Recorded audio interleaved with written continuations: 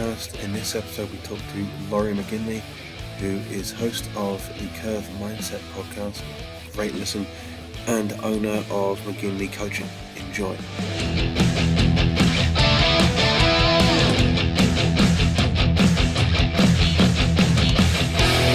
Laurie, thank you for joining us. How are you doing today? Well, I'm very well, thank you. How are you, Will? You good? Oh, really, really good, thank you. I'm looking forward to the weekend and another fantastic week.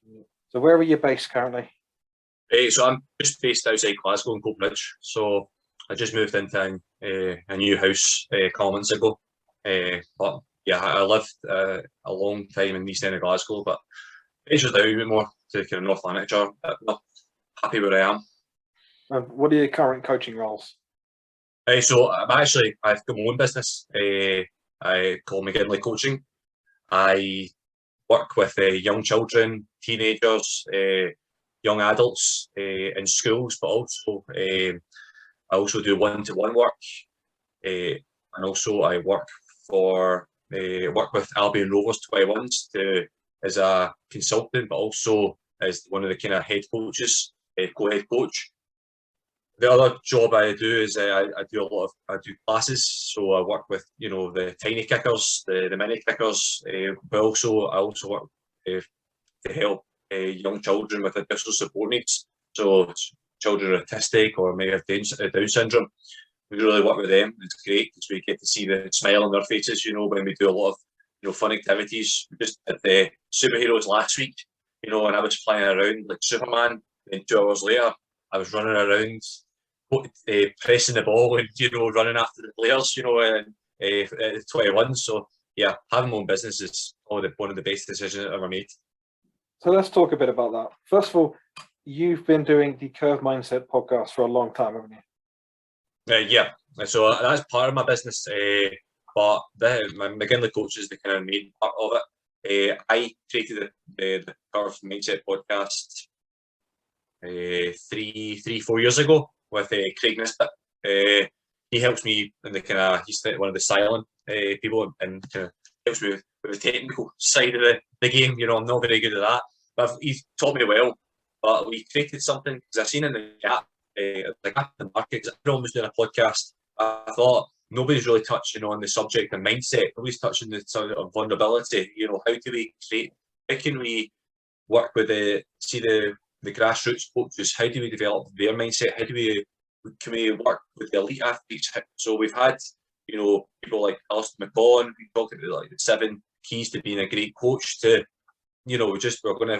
got a podcast coming, tomorrow on Friday to discuss from a teacher's point of view, but again from a coaching point of view. But again, just the small pieces of small nuggets to really, improve, children's and parents and athletes, life. But again, I thought of how you're up and down a curve. So you're up, growth, then potentially you went down kind of fixed. So we thought of that idea, but it's really something I am quite passionate about because it's something I created my own. I came up with it. Also, I love talking to people, and it's quite selfish of me because I like to, when I'm doing the podcast, I get to actually ask the questions that are a wee bit more awkward, a wee bit more, you need to try and get it out of them a little bit more, but also I just get to connect with them and just see, I get a 45-minute potential session, and how to develop my mindset a bit more because I believe in a growth mindset. Yeah, this stuff almost feels like CPD at times, so the quality answers you're getting from coaches who are sharing their stories. So you've created McGinley Coaching. Why have you done that? What's that all about? So I've been coaching for 15 years. I've coached school children, young adults, academies, from under 19s, or even the nursery kids. And I've really just, and the pandemic, it was a good thing and a bad thing. I actually, when I lost my job at the end of 2019, just through funding. In 2020, I wanted to go away for 3-4 months, to Ajax, to 5, 6, 7 clubs over the 3-4 months. But basically a week before the the pandemic hit, we were going to we're looking at things, and then the night before, thought, no, there's something's not happening right, and I'm very adaptable. I thought, nah, this doesn't seem right, so we delayed it, and then of course it went wrong, So, but I was with Airdrie Ladies. I was their head coach there. First 10 games unbeaten, top of the league, quarterfinals of the cup. Everything was rosy. We played a system with pass and move and rotations. Great fun. And then, of course, World went to a lockdown. But I got a job as a delivery driver at Asda. I loved it. Just get to drive. Well, all right. I love driving.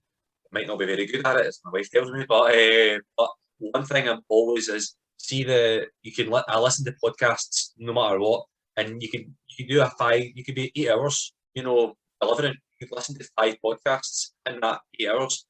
It was a CPD event for me, but also I got to learn how to deal with customer service, how to deal with management, how to deal with also physical health too, because it's a physically demanding job, up 3 flights of stairs with potentially 40 kilos, but I haven't moaned because I know there's a lot of worse off than people than me.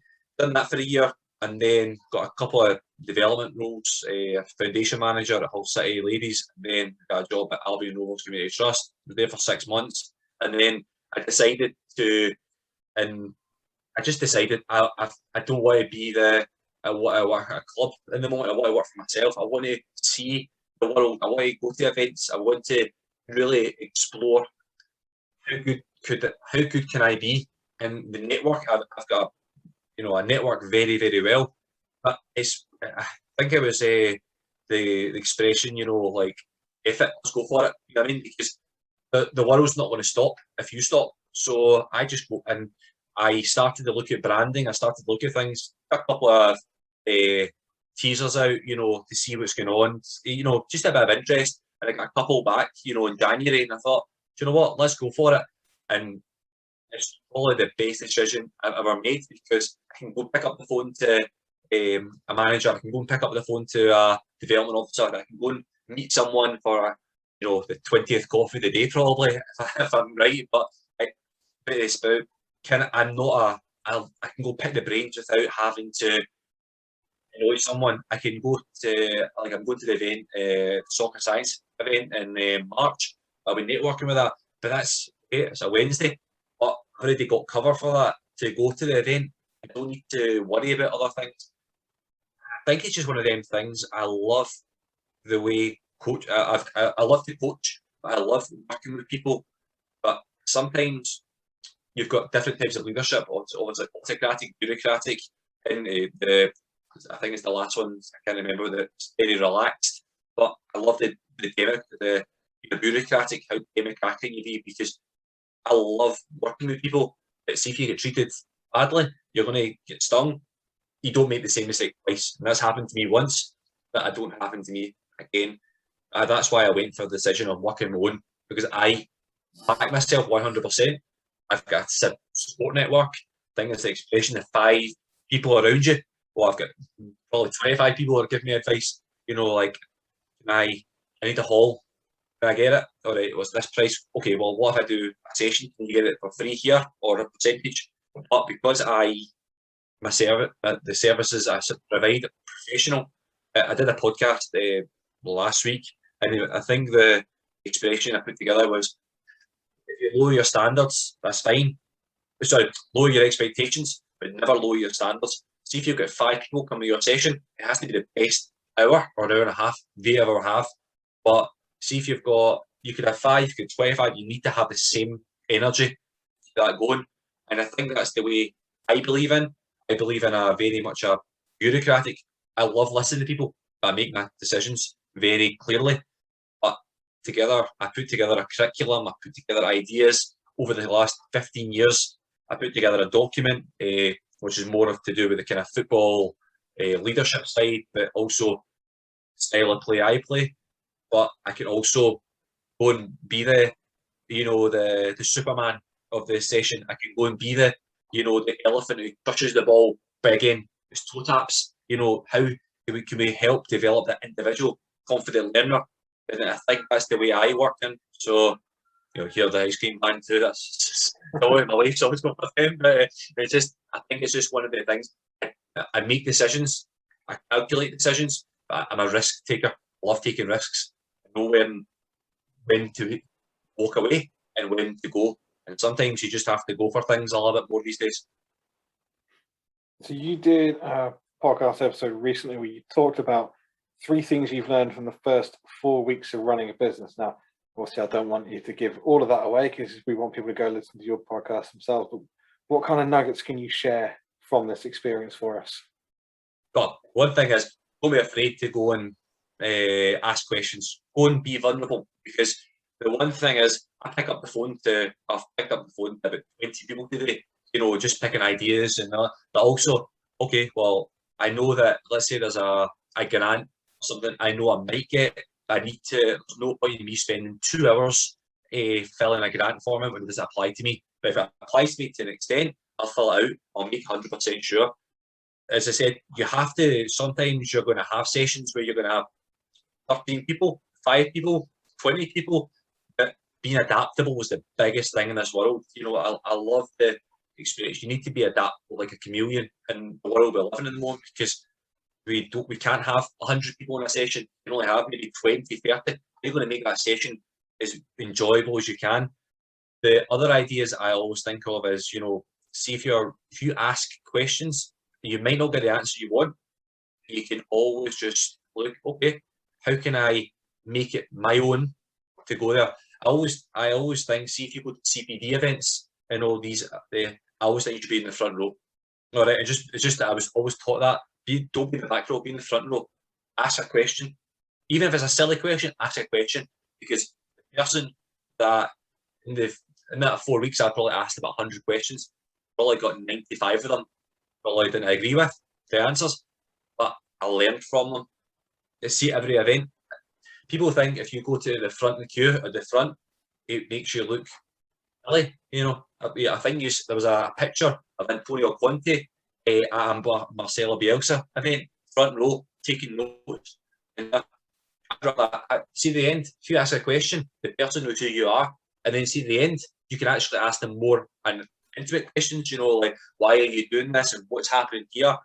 I always think, see, the first 4 weeks, I think I've learned how to relax a little bit more about myself, what I want, but also my main aim is to help develop people, with health and well-being, mindset, leadership. We have to learn that there's going to be people who are just going to not buy into it. So instead of being you can't throw things at people or, really, but you can give them if you give them a nugget, it might help them out. For example, one of the players I work with, he's I do a one-to-one with him. He's improving so much as a player. But the one thing he says, the one thing I've learned from you, Laurie, is standards. Everything, I hate being late. Right? I think his expression, being being on time is late for Sir Alex Ferguson. If it's at 5 o'clock, be there for 5:02. As always, I was taught as a player and as a coach.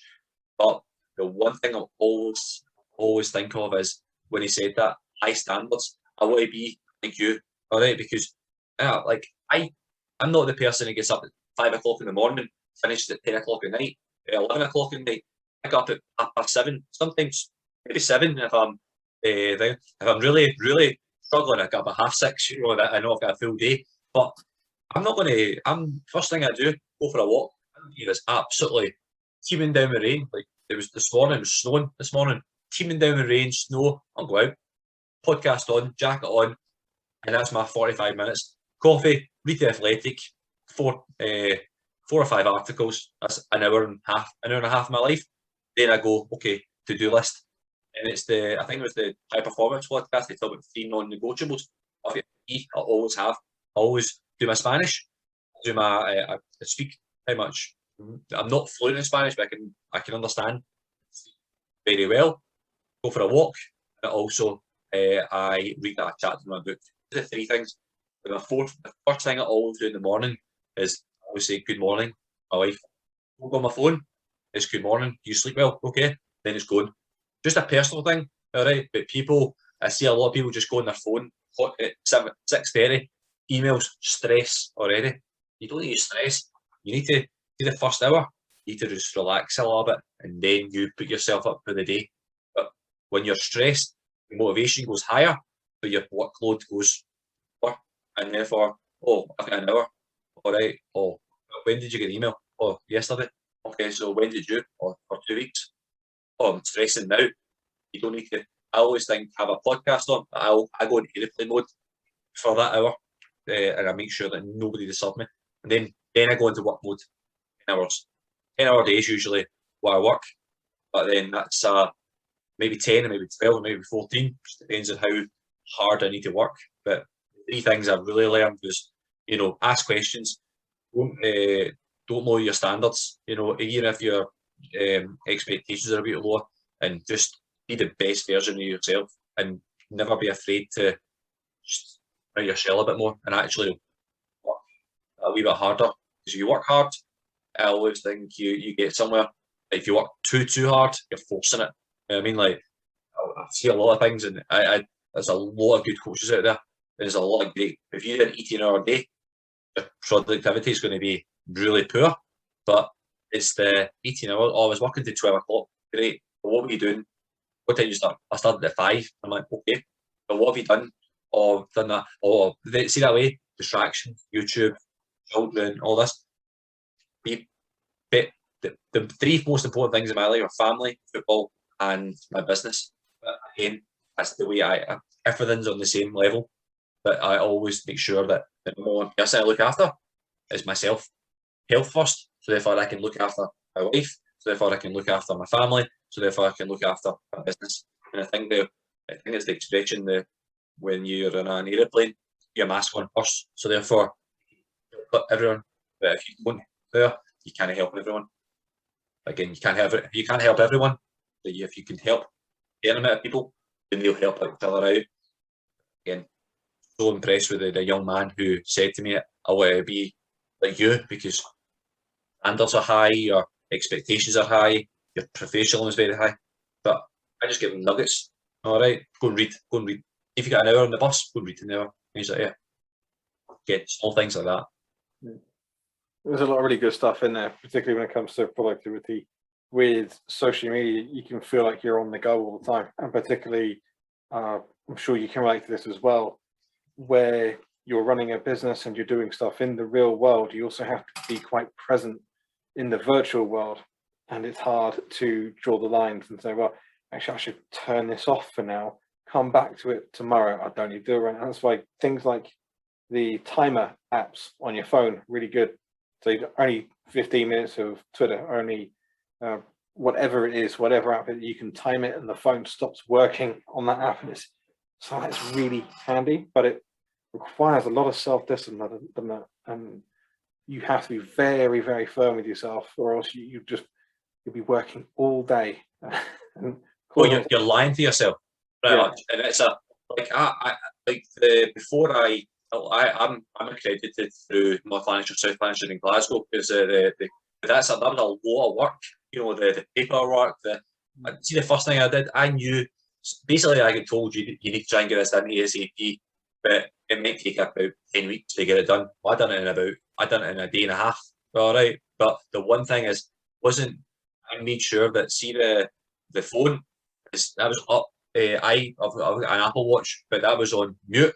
See the phone that was in the living room. See when I was doing my accreditation work, there was no podcast on. It was just a radio. That's a slight distraction, but that kind of helps me a little bit. Sometimes just a lot, but phone in the living room, and then the work was done in the kitchen. In 8 hours, see that way, it was productive because I needed to. If you don't get that done, you don't get into that. You don't get to that. You don't do that, and it's just you have to have a self-discipline, and we live in a virtual world sometimes where we struggle to switch off, and it's the biggest issue we have is we struggle to switch off because we want to be the best of ourselves. We can't survive on 5 hours of sleep a night. It's very, very hard. Maybe for the first couple of weeks you'll be all right. Then you start to feel unwell, and then therefore you start to go crash, and then therefore you could be out for 2 weeks. And you could have no income in for 2 weeks. potentially. So you need to just have that. It's not about having the self-discipline, it's the desire to who I want, how much do I want this? I want this, but I can't. Sacrifice is a big thing, but you need to sacrifice. You can't sacrifice your health. That's the one thing. Like, you have to have a health to get to that next level. 100%. And yeah, it's something personally I've struggled a lot with this because working abroad for years, being long distance with my wife for years, I'd be attached to my phone because it was my connection to the one person that's most important to me. And now we've been living in the same country for over a year. And I'm still attached to my phone, and I don't need to be because she's right here with me. So it's a habit I'm trying to kick. So let's talk about a time when you've been most happiest in your coaching. Can you think of a team, a club that you've worked at, a brief period, or even a session when you've been enjoying it the absolute most? Well, I think you have to see every day. You need to go on that grass, no matter what, or the Astro. It's a lot of grass parks. But the thing about it is, I think it's Alex Ferguson always said, there's never going to be a perfect session. If you make it good, great.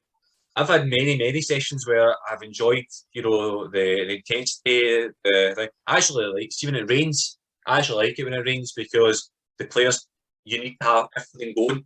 You can't have them standing there. But one of my happiest moments is I actually won a cup with Cumbernauld Colts under 19s. I was there for about 5 weeks before that, and I love working with players who just want to play football. All right, and it's no politics, no, just go and play. All right, but we'll learn how. So we had a really good bunch of players, but we had a tournament. But I changed the style a little bit. I didn't see the different warm-ups. We tried to do different things. It just wasn't working. So I came in and just said, okay, start this. This is what we're going to do. You guys are technically good. We can be so much better.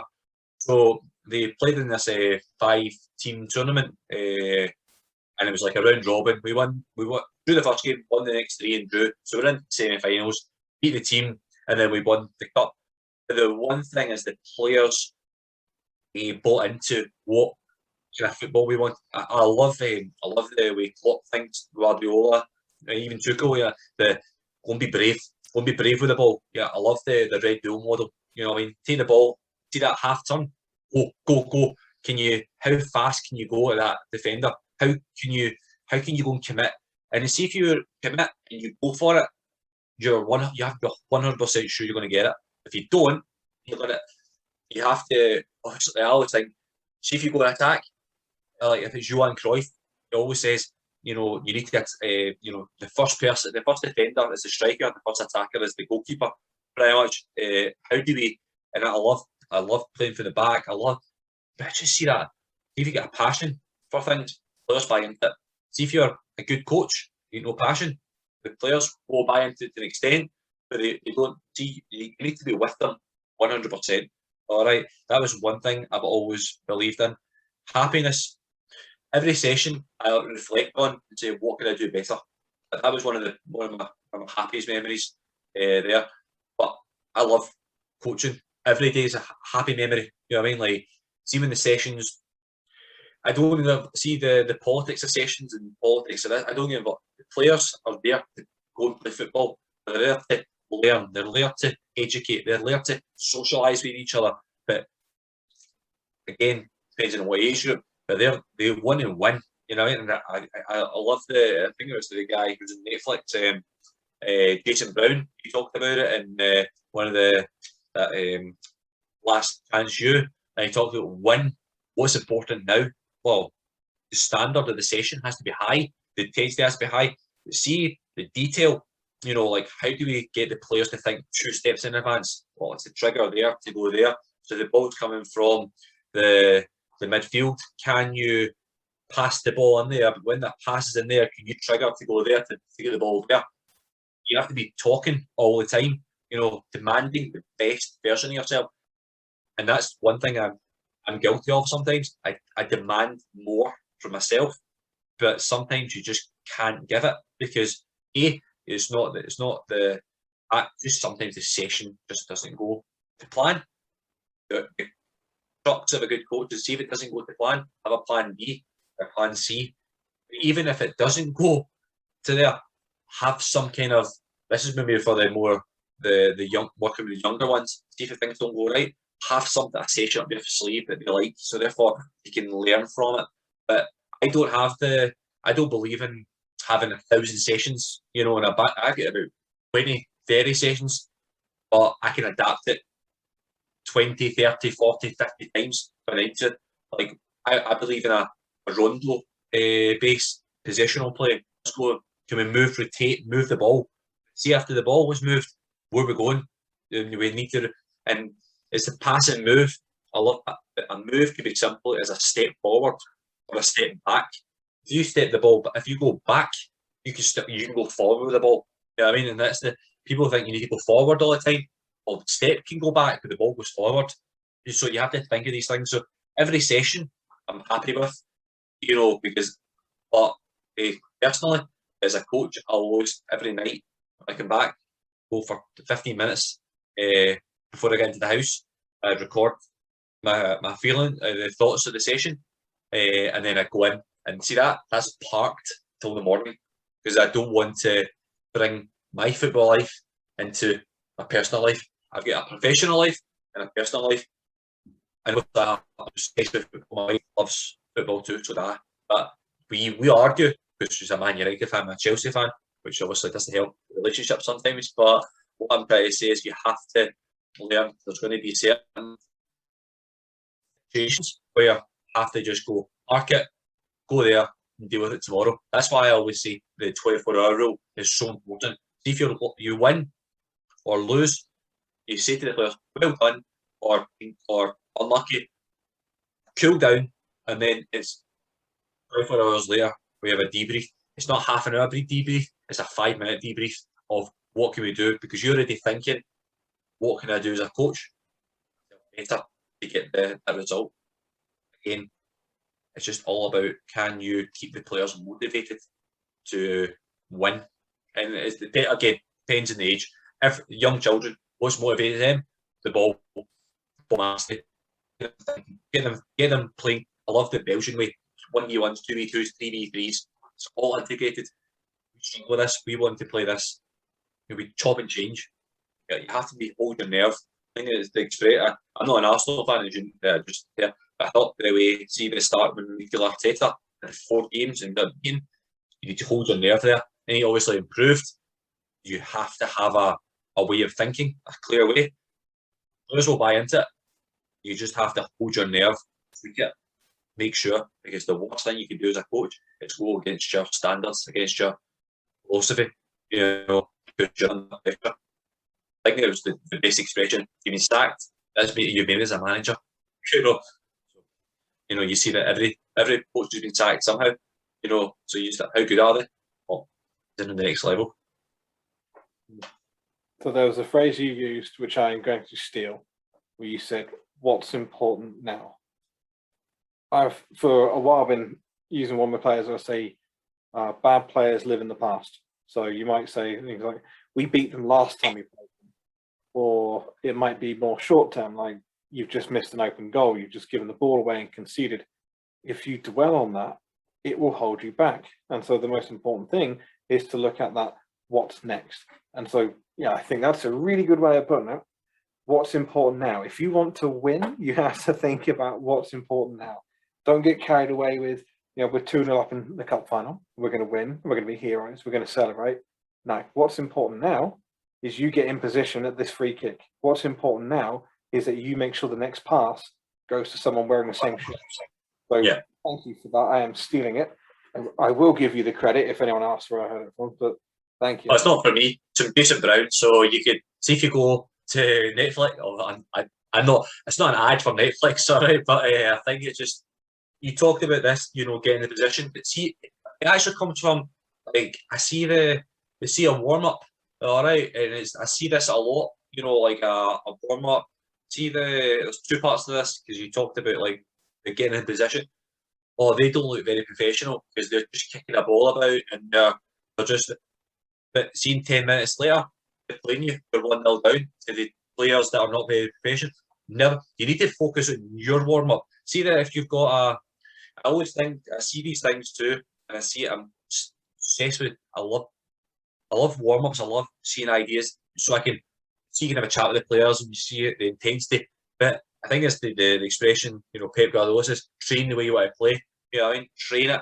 You have. So if let's say you've got your 20 minutes before kick-off, right? And they've got 2 pitches, and they're both being played on. But you've got a grass pitch down the bottom. What do you do? This is my question, is always to the players. Why have you not warmed up down the grass pitch?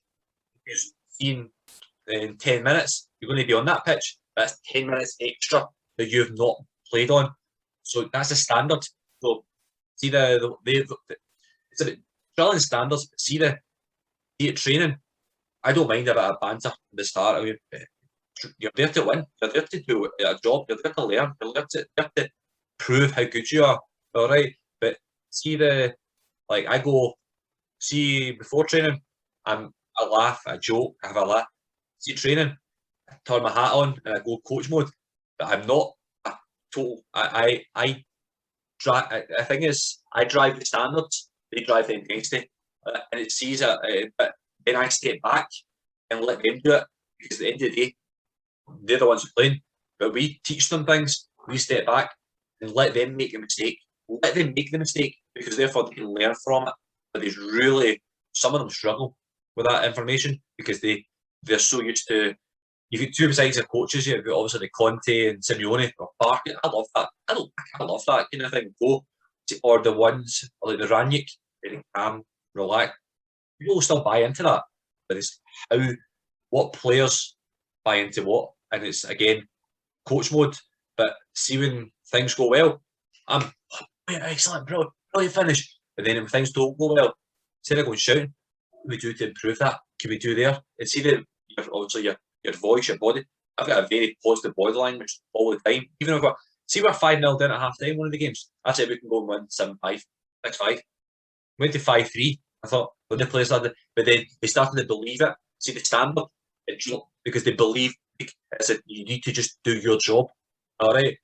But see when you start to you do other people's jobs. No, you do your job. And if he's not done his job, then someone else will cover for you. You need to do your job first. But I think, as you said, what's important now is that really you have to think of the game minute by minute, and therefore, see when it comes to the 95th minute, you're 6-0 up, you know you're going to win. But you never know. Keep an electricity fault, game gets abandoned. You just have to keep yourself going. But, the idea behind that you have to make sure that you are 100% tuned in. And I think some players struggle with that, with mindset and concentration. Absolutely. So let's talk about a time in your coaching career that would have been a bit difficult or challenging, and how you may have overcome that. Oh, well, again, every day you challenge yourself to that. But I think it was about 5 years ago. I did a coaching session and I just didn't like it. I just didn't like the session. Wasn't me, and I walked away 2 weeks. All right, and my wife said to me, "Well, it would have been girlfriend at that point." She said to me, "What are you doing?" And she's like, "I said I don't like this anymore, because session didn't go well. Players, the players were fit, but great. Just didn't like it." And it was like, she's like, "What are you doing? You're just being an idiot, pretty much. Excuse my language, but just an idiot." And it's, don't get this sorted. You're good enough. So I took 2 weeks off. I went away to a couple of study visits, going there. Back. I love reading stuff. I've got you can't see, but on my left hand side of my bookshelf, there's about 150 books there. That's my first bookshelf. I've got 2 others, in the other rooms, because I love reading. I love listening to podcasts, but motivational stuff really gets me going. And sometimes I just needed a kick up the backside to go for it. So that was that. I failed my one of my licenses. All right, wasn't great, or it was a great feeling. But the first thing I did was, see when I failed, I phoned the tutor and I said, what can I improve? And I said, let's have a chat and deal with it. See, I did the session again. I said, you could try this. But see, the one thing is, see when you fail something, you feel absolutely awful. You know what I mean? Like driving, well, I passed my driving test the third time. The first one, yeah, I agree. Second one, I wasn't sure about. That was a bit debatable, that one. But I'm trying to say, see, failure is a big part of life. But I had a great discussion with a couple of the kids at school on. One of them says, "I hate failing, I hate it," and then I'm like, "Okay, have you failed anything?" "I failed one test and I hated it." "Is that it?" "Yeah, yeah." I said, "Well," and the other guy's like, "Oh, I failed 20 tests and that." I don't really know that way. It's different people, different mindsets. But when you fail something, you feel really bad. The first thing you need to reflect is, what did I do well? All right. So it's the sandwich. What did I do well? What do I need to improve on? What have I done well? It's the same for players. I think every day you can have a great session. For the first hour, half an hour could be really bad.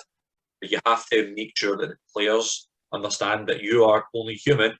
You're trying your best, but you have to learn that there's going to be. You need to see when you work with players. Certain players will buzz from you, and some players will just not like you. And fortunately, hopefully, some of the players that I work with like me because I'm quite an honest person. I teach them things, the detail, the thing. But again, you have to. The number one person is you have to invest in yourself. So the first thing I picked up the phone, then I see every single session. I did double sessions. At the session, they did another. So I must have spent. See that when I failed that, I had 3 months to pass it. Pass it. What I try to say, I was on that grass for about 40 hours a week, and I made sure I didn't fail again. And I think it was Posh Farrell. He said to me when I spoke to him a couple of years ago. We talked on the phone about ideas, and he said that and told me that he failed one of his courses. Hopefully, I got this right. But he told me but he said he wasn't prepared. You need to be prepared, and he obviously passed him. It was the late Nick Gate who passed it. But he said you need to be prepared. If you're prepared, then if you make a mistake, then you're prepared. Again, go to a study visit. See if it's I like my session. I had a you talk about football sessions. I had a CPD session. Wolverhampton Wanderers with Scott Sellers. Great. But they said to me, "Do you arrive between 9 o'clock and 10 o'clock?" And I'm like, "Okay." See, the night before, obviously I fueled up the car, but I made sure that it told me maybe 4.5 hours, give or take. It was 5 hours it was going to take, but I made sure I was up at 3:30. So therefore I've got time 3:30, out of the door for 3:45, and let's say that's 5 hours, 8:45. I arrived at 9:45. All right, because it's an hour more because obviously like you've coffee, you've McDonald's, sometimes on the way. But I'm trying to say you need to. But again, you've got people who you need to be at a certain place at a certain time. Make sure you're always early. I hate being late. See, if you're late, you're stressed, and you stress the kids. If through off that, I've been to a session where I was 45 minutes late because I used to public transport. But see, the thing is, they still paid me. I made sure. See, the last week, I added in a week extra for that. I thought as part of. They didn't have to do it. I didn't have to do it. I made sure that see that extra, and they get paid for it. The school, like, "Oh, that's fine. We don't really mind." I said, "No, it's part of my principle." And of course, they let me to do it because it was obviously funding, because but I left out in a day's pay because of my mistake. I didn't make that mistake twice. See, the following week, I made sure that I was at 3 o'clock. I was there at 2:30, and then of course I just read a book for 40 minutes, half an hour before they come in. Make sure that it's just a pet hate of mine. And I think there's that you can get fined for being late. You can see the professionals are late. You're late. You're late. All right. Things happen. People have got lives.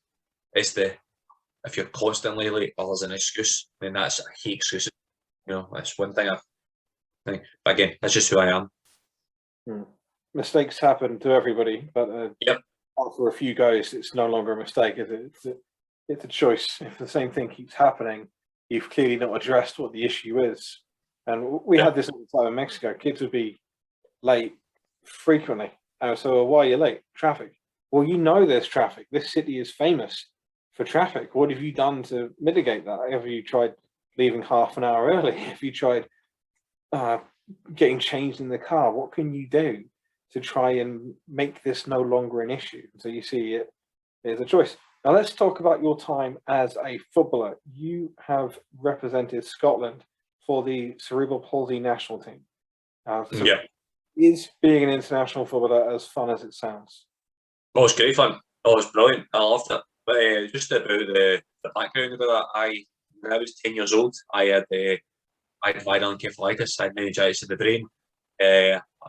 Basically my brain swelled my head, and I had probably seizures. So the doctors were rushed to the hospital. Didn't have a clue what was going on because it's a new thing. It wasn't the meningitis is not new, but this was a kind of new thing. A lot of people were a wee bit like, this isn't right. So we went to Myers, which is East Kilbride, and then they took me to the York Hill Hospital. Oh, see the blue lights? One of the scariest thing. I got to the equivalent, probably a 45-minute journey in about 7 minutes. Just absolutely battered it down. I mean, because they knew, oh rubbish, this isn't good. Because they done a scan, and I was having seizures, and they were really, really struggling. They found that they had to do emergency surgery to relieve the pressure in the brain. I was told by the doctors that I had died 3 times in the operating theatre, which was quite scary. You know what I mean? I was also told I was never going to talk very much. It's going to be really struggle with life. But the one thing I've always had in me, I've always had a fight in me. That's just one thing I've always believed in. Is I've got a support network of family, friends, you know, who just always supported me. School. I was one of the more smarter kids in school in primary 3. And I haven't. See when I haven't. I had to catch up in about 3 years' work.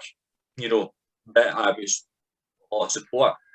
And then, of course, I went to left primary school, went to secondary, got my hires, and then in 6th year, I got a letter through the Scottish Football Association. It was a letter. It was through CBIT, it was the Child Brain Injury Trust, and they basically said, you know, they linked with me. They said, Laurie's injury. But see the CP squad, the cerebral palsy, brain injury, and stroke victims. Obviously, it mentions a brain injury, and I thought, all right, well, I just thought, what's going on here? So I phoned the development officer with a to and fro about idea. I had no idea what it was. So they said, just come to training. But this time, but the thing is, I recovered extremely well. My left-hand side was slightly, and I mean very minusculely weak on my right-hand side, but the muscle damage from there, it was, you could tell they worked something out. So I was a sprinter. I was a very, very, very good sprinter. You know, I could probably 60 metres in just under 7 seconds. Well, now that's probably not very fast, but it fast back then. I loved to run. So I went to training, and I thought, all right, see what this is all about. And turned up. I got the ball, beat 20 players, and scored. And I was like, this is a bit easier than I thought. Then someone absolutely smashed me, and I thought, oh, here we go. I love it. You know, I'm one of these people, I love a tackle. All right, so I just go in. I'm physically quite strong. So I thought, all right. So we played, and then one of the players like, he's quite good. You know what I mean? So we started. Then we went to Largs, a training camp, and because I pace, if you've got pace in disability football, like you're on to a winner, pretty much. So everyone was basically hit Laurie. But the thing is, my cardio was okay, but see, it's only a 7-a-side pitch. But I was like, what are you doing? So ball into me back through and around, because I could score too. So we went there, and then about 2 weeks later, I made my debut with the Scotland disability team, and we played in Finland. Oh goodness me, man! It was absolutely Baltic. It was -15. So we went off the plane in Finland about 5 o'clock, got some food, and we got told, oh, by the way, just to let you know, we've got a game in 3 hours. I'm like, oh god. So we went to the Olympic Stadium in Finland. It was great. what experience that was. I was on the bench because obviously I've never played. Then I came on, and let's just say the finish. I'm not the smallest of people. The physically, so this guy probably was 16 stone, and I ran past him. He's went, "Oh, not a chance!" And just went bang, and he's like, "Welcome to the game," and I'm like, "No worries." So of course I got we played them 3 days, the Friday, Saturday, and Sunday. So the Saturday, I started and I got my debut goal. It was great, and then I got a couple more goals that on Sunday. But it was a great experience. And then of course we went to Holland. It's called an international football, but it was like a intertotal kind of thing you would call it. So we got to that, and it was great. Holland. I never experienced this before, so I was away for 2 weeks. But we did that was 2009, and it was basically I didn't really know what I was getting into. I just knew just hit the ball, Laurie, he'll run all day. I'm like, no worries. So it was starting to get better, but we were ranked in the 6th in Europe, 7th in the world at this point, so we were pretty good. We had a young squad, 2021. Then we started to go, okay, we went to 2010, and it was Torrey Glen, Glasgow. It was the new place opened up. Oh man! So we were the host nation. So we went to 2 weeks in Cyprus. Before that, it was it was in the morning training for an hour and a half, in the afternoon gym workout, in the evening another training, or it could be a game. And it was very, very physically demanding. I probably lost a lot, not really a stone, but I could run, and my cardio was getting better and better. So I could do a 10k in about 40 minutes, and I'm like, well, this is good. So I was going back, my speed was going. So we got there. We played Russia. We played a couple of the big teams. We went to the European Championships, and of course, we came third in our group. The top teams are Russia, Ukraine, Holland. We were okay, but they were better, and we got beaten 4-3 off Holland. It was just a magic night. Then we started beating really big teams again. Then of course it was 5th and 6th playoff, Scotland versus England, Friday night. And it was under the lights, and I'm like, oh, this is great. And but we were playing. It was a very, very good England team, but we were a very good Scotland team. All right, so I started. I played it's a 2-3-1 as the centre half, but the rule was get the ball out to midfield. So the right winger, he plays it to midfield, and then I make over pretty much because I had the pace to do it. So basically, I went 2-2-2, or maybe 2-1-3. So we really went for it. 0-0 at half time. Nothing really separated us. Game was good, and we went full time, extra time, and our coach. I always remember the expression. He said the Royal Infirmary's up the road. I had no idea what that meant. All right, so I just went, listen, I didn't worries. All right, I still had plenty of energy in me, and so did Scotland. Then I dispossessed the boy in midfield, passed it to one of our players. He seen that the keeper was off his line. He chipped someone in 7-a-side football, very impressive. Chipped him, and we scored. Place was about 300, 400 people there, absolutely rocking. You know what I mean? Then the last kick, it was about a minute to go, and we had a corner, and they left. You can't be offside, obviously, in 7-a-side, but they left a person up front just in case. What's what happens? The keeper gets the ball and punts it, and I've got 30 yards to run, and all I hear is my coach going, "Run!" Obviously, a bit more, expletives. Run, go, Laurie! And I just heard this, and but I knew I could catch. This boy was quick. Got there, and he made it. He just got the ball, just take the shot, and I tackled him. But I made sure I got the boy to a good tackle. And then the referee, whistle, we were all celebrating. So our celebration was different. We got a medal, but our prize was amazing. Like, so we were on a strict diet, very, very, we had a chippy and an iron brew. That was our prize, So that was absolutely. But it was the bragging rights. And then, of course, we went 2011. We went to Holland again for the European Championships, and I was ranked in the top 10 players in the world at that point. So I was a pretty good player. We played Finland again. When I got my revenge, I scored 6 goals in that game, and I absolutely. And I just got the ball and scored. I just went for it. But then we played. I couldn't make the final. There was a debatable, very debatable yellow card. All right, first one, totally, I cleared the Canadian player out. It was one of them tackles had to be done.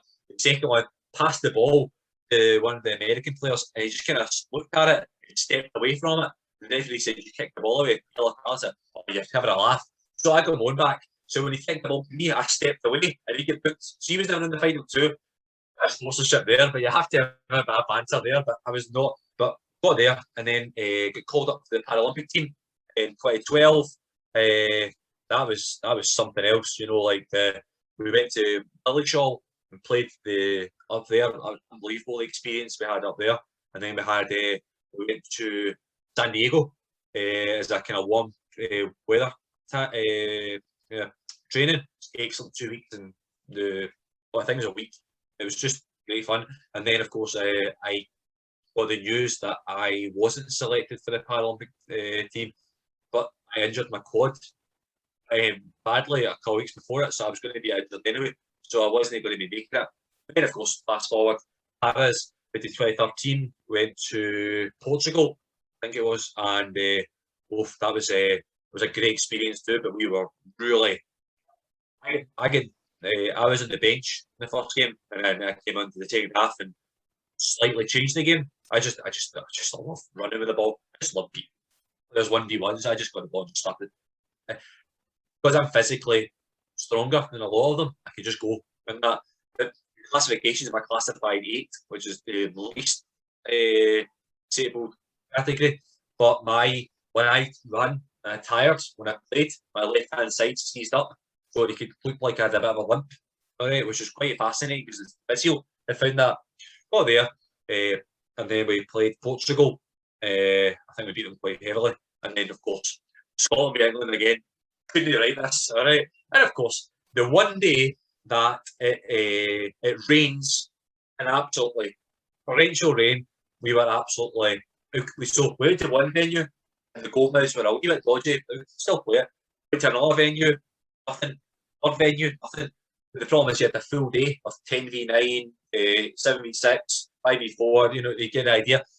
Of course, we were the only one who missed out in the spot. But I was starting that game.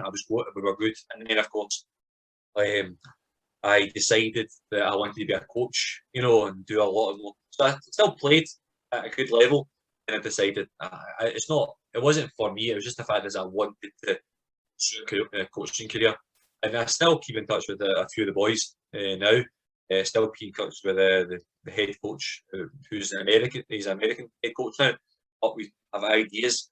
But that was one of the best experiences I've had in my life. You know what I mean? Like, you get to explore the world, you get to play football, you get to play. I was the first, see the Scotland team, the Adidas top that they had, the first ever. I was the first person to wear that. Then Scott Brown wore it afterwards. I was the first person to wear it, and I was so proud of myself because of how hard I worked. But again, it's the fact is, I was good at what I did. You know, I was a good player.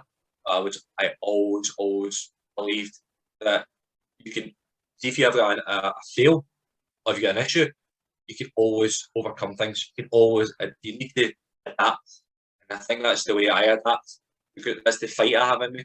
There's a lot of worse off people who've had the same injury who are potentially living, you know, in a worse state. So I'm very thankful for the opportunity. Hopefully this 7 minutes of my career, but then of course I just I started to again, and that was I think I loved playing, but I think I just maybe had not enough in me to continue to that level.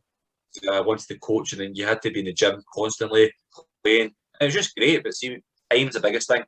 Time's the killer. You talk about having a lot of fight in you. So let's see, applying that to coaching, what would be your dream job? If you could have any job in football, what would it be? Oh, two. I'm a big Chelsea fan, so I would love the Chelsea job. All right, I'm obsessed with Real Madrid. I love the see I've got 7 or 8 books. I love the white. It's iconic, you know, the Stefano. You know, you get the Beckham, the also the Bale, Ronaldo. You get Zidane, Diego. I'm obsessed with. But I love the way Cruyff thinks about things. The Barcelona way. I think the three jobs I would love to. A bit of the politics. Barcelona is just unbelievable. Not the same as everyone else. But my dream job I would love. Someone said to me, "What you would love to be Real Madrid manager?" Yeah, what would the Real Madrid manager? Would you like to do it? I'd love to do any job that gets me. I said to myself, this is maybe a bit odd, all right, but see when I worked for Asda, my motivation was, okay, I'm going to be 60. I had to be up at 6 o'clock for the job, but I put in my wee alarm, one more sleep to winning a Champions League, and that motivated me. Now my business, I don't do as much that kind of way, but I still read, still go and annoy people, but this is a new business to go and explore new ideas. Like, what was the first thing? Why? Why do I be the Real Madrid man? It's iconic. The play, the players, the attack. It was effort. There's attack with Real Madrid. Like the 4-3-3 they play, or sometimes play 4-2-3-1. But you've had also Marcelo, Roberto Carlos. As much as he's absolute horrifically his attitude, of Sergio Ramos and how he always just gets himself sent off, and I love that. That pride, whatever. Come on, let's go. And then you've got obviously the Claude Makélélé, the only player to have a name, a position named after him. Is that thing is, I love it. Then someone said, "How are you going to do that? You need to have a pro license. You need to speak Spanish. You need to do this. You need to go, okay. Well, what's the first thing you do?" Well, I invest a weekly amount of a Spanish lesson. I also do Duolingo. I'm on day now 775, because I believe I can do it. But the one thing is, there's not. I see that you talk about dream job. There's see the word impossible. I think there's an impossible job, and there's something that's very, very unlikely. Well, if it's very unlikely, you still get 1% chance. What if you meet, let's say, the one of the directors of football at an event, and you speak Spanish to him, and he's like, "Oh, this guy's actually good. Oh, do you want to come down to see the training? All right, why don't you?" See, you start to build these ideas, take your opportunities. All right, I always think I would love to. See, the thing is, I love a challenge. All right, I love working with people. But I've coached at first team level, in the women's game, at a semi-pro level, an amateur level. But I think the step up is huge. I would love to go and be an assistant manager somewhere, and going in Europe. Because the one thing about languages, I can speak Spanish, I can really understand French, German. I need a little bit more work on, but it could be doable. Italian, I set myself a target of being 4 languages by 2022. Yeah, it's realistic. Is it possible? Right, it's possible, but it's how you work it. So I always have this question: someone asks you, so you asked me about a dream job. See if someone said tomorrow, the offer in the Chelsea under 18s job, something like that, or a dream job, you take it? My always question is, yes, take it. And you need to, because you need to say, I think it was one of the mentors, Matt Thomas, he said, "What if someone phones you tomorrow and says there's a job going? Are you prepared?" And I'm like, "I am prepared." But then you're not prepared till you actually are in the job. And that's the problem. You see it in a lot of people are prepared physically, mentally. They've been in a pro. If you're a professional, you're obviously got a little bit more treatment, but it depends on who you are. All right, but it's all about the players buy-in, and if they believe in you, you have to have that man management. I would love to win a Champions League with a women's side, on even a men's side, but 30 years old, maybe probably coaching around 35 years. I got time in me, to do that. But I would love to go and meet different people and get that exposure. Go and spend a week somewhere, all right, well, he done great. Do I come out for 6 months? We'll pay for, coaching and all. Yeah, great. Just let my assistant do the coaching the classes, the tiny facilities. But again, the dream job.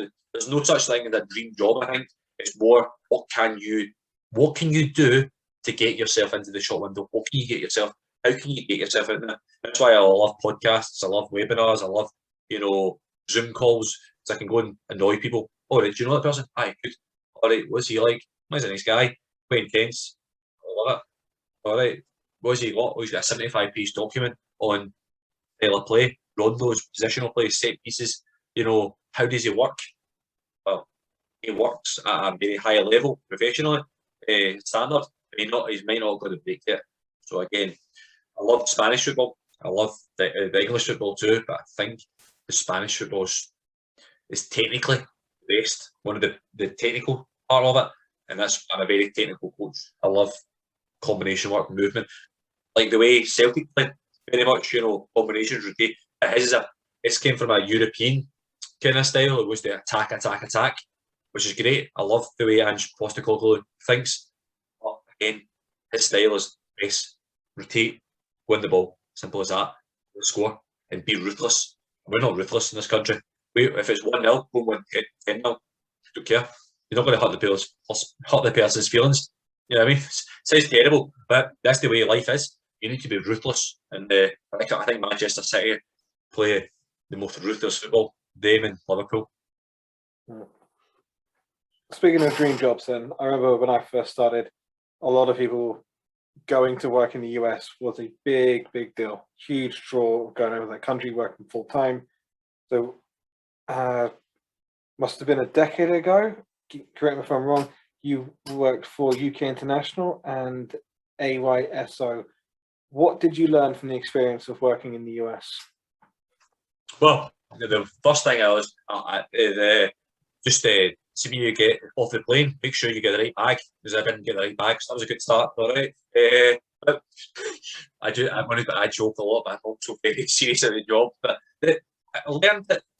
See the one thing about the see the host families were excellent. I loved every single minute of it.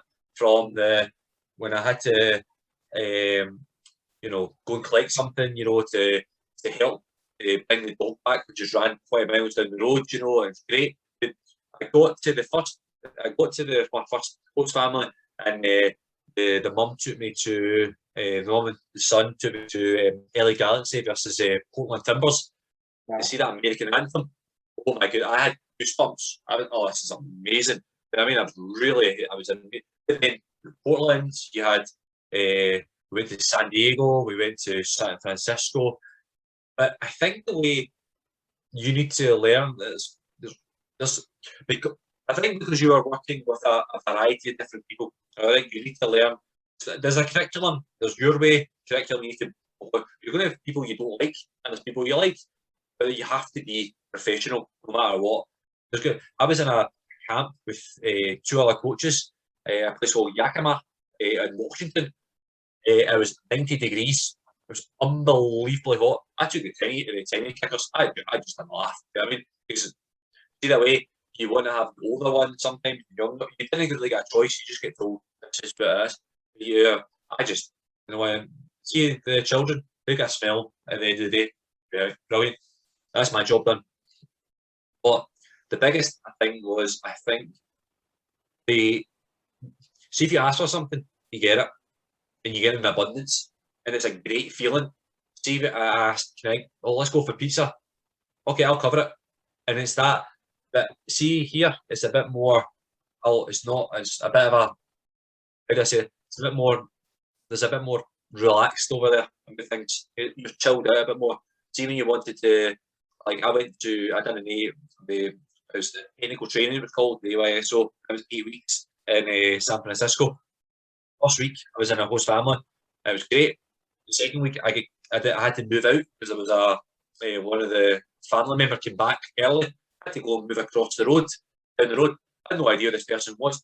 One of the best people I've ever met in my life. And I call her, I'm like my second mum sometimes. Yeah. The first thing she's like, do you like animals? Yep. Do you like pizza? Yep. Do you like table tennis? Yep. Okay, no worries. There's your stuff when you go. And then, so I came back 6 hours later. Yeah. So I thought it was in Jumanji. know what I mean? There was two dogs, 3 cats, parrot, the frog, the spider, and I was like, what is going on here? So I was just having it. But one thing is the connection. So obviously she had children, and see the younger the son, he loved football. He was very good at it. He wanted to get fit. So see when I finished at 3 o'clock at night, I went to the gym. I took him as a role model, and then see the daughter. There was a pitch outside the pit, and I worked with her. And I won, 1-to-1 and 1-to-2, and really worked with the team. See, she improved. She moved dramatically because I was like basically a big brother to them.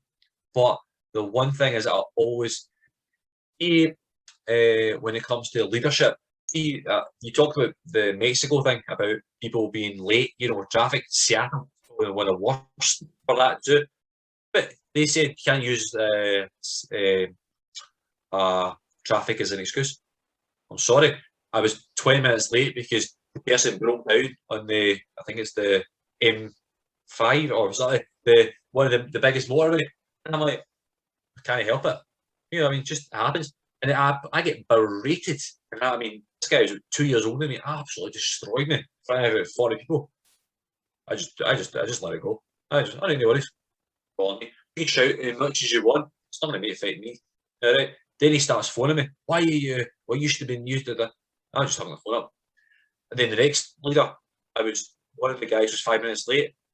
How you doing? Oh, don't worry about it. It's fine. Don't worry. See the thing about it. See when you're late, stressed, you start to go, all right.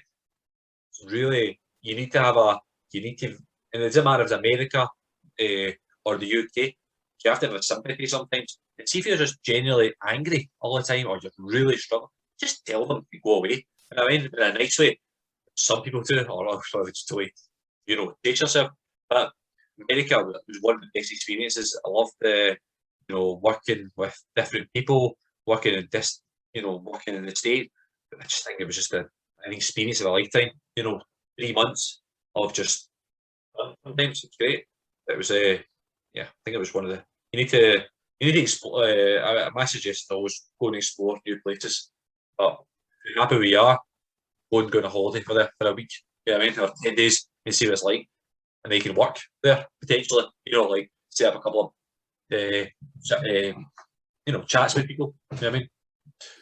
Oh yeah, LinkedIn's great for that as well. Being able to, well, I'm going to go to this place on holiday.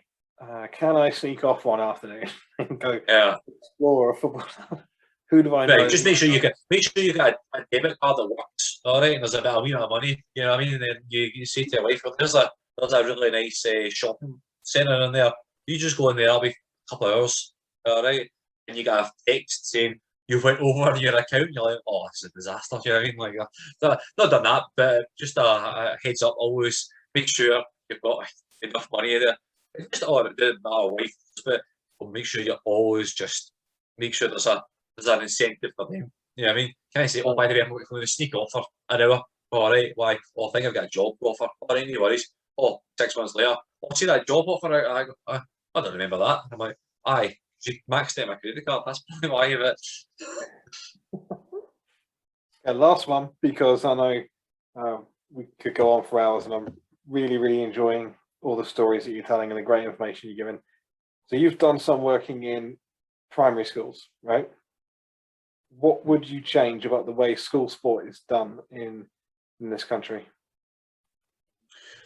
Well, I think the primary schools, it goes for secondary schools and it goes for nursery. I think the pandemic's hit a lot of people, all right, but it's feel like sometimes see like the sport and the physical activity that's been left at the side.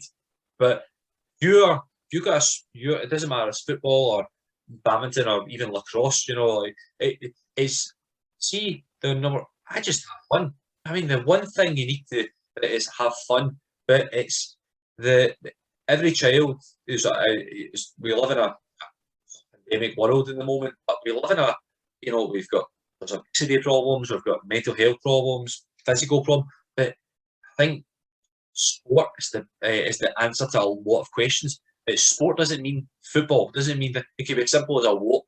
You know what I mean? So I believe in see the primary schools, there is curriculums there, and Some of them are absolutely brilliant. I've made my own curriculum to develop cognitive, physical, creative ways of learning.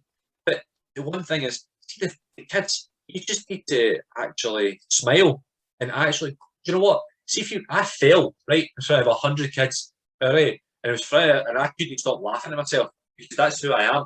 See the person is really serious, they'll be thinking about that, and then then the kids are laughing. They think they're laughing, they're just laughing. All right, kids are great, but what I'm trying, the one thing is always see, you need an education in there. There's a lot of there's a lot of specialists out there, which is great. There's not a lot of specialists, which is not so great. But I feel that you need to see the kid. Let's say, for example, you get the kid who bounces the ball. All right, so let's just say it's a coordination relay, a bit of fun, and you've got 1, 2, 3, 4 spots there. But you've asked the kids, you get 1 point if you get the ball in the spot, then it's 2 points if you bounce it twice in there. It's a race. I would say 99.9% of them would just do 1, 1, 1, 1 and run back. No. I'd seen a wee kid. He said, well, I know that if I do 2, I get more points about it.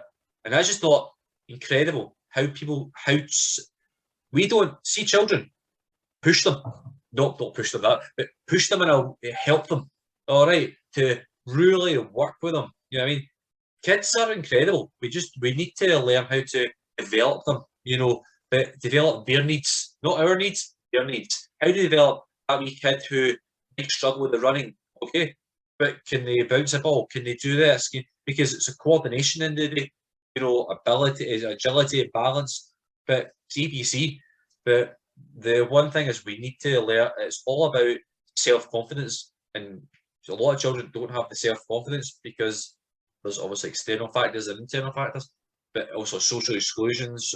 But everything the children just we need to learn how to develop more of a way of thinking to help individual kids, but in a team environment too. But I think the way we work, I think the world is fantastic, you know what I mean, with the way we do things. But it's the, see if the person, the clock, let's say it's 3 till 4, session starts at 3. Make sure you're smiling and you're ready for 3 o'clock. Not 10 past 3, then you're literally going, oh, I've got 1 minute to go. Do you know what? No, it's 4 o'clock. You finish at 4. And if you're going to be late for the next session, don't do the session at 4:30, do it 4:45. So therefore, you're going. I think that's to be, we penny pinch a lot of the time. Let them have the hour. So therefore, every child can experience the best hour. But the only person you're kidding is yourself. All right. But you'll get found out very quickly about that. But there's a lot of changes. But I think we just need to improve the physical literacy, the mental health literacy, but just smile more and actually just enjoy it. But it doesn't have to be like a game that's incomplete. Make it simple. Like one of the best games is cleaning the room, it's called, or you get 10. You split the teams into 2 parts. So you split a hall. One part, let's say 10 people here, 10 people here, 8 footballs or 10 footballs, all soft balls, and they just smash the ball. All right, but it's the team that has the most footballs at the end loses.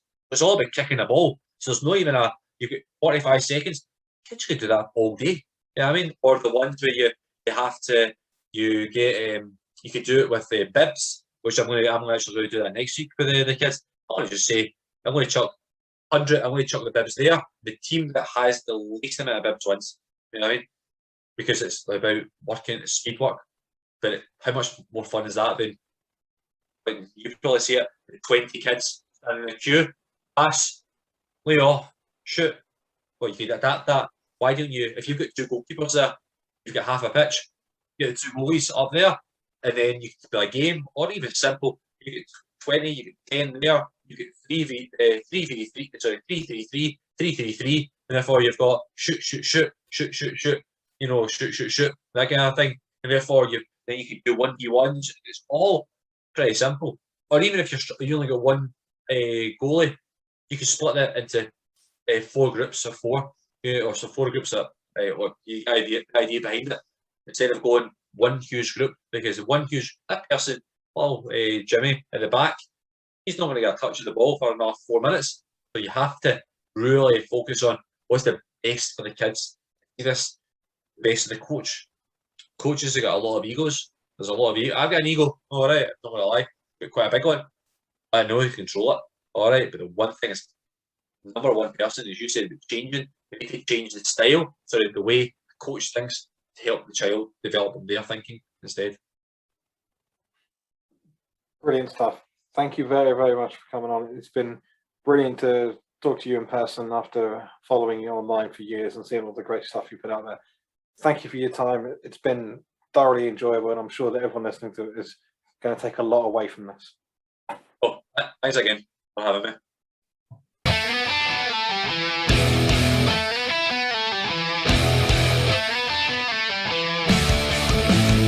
Another interesting guest. Thanks for listening. Check out the Self-Release Jobs app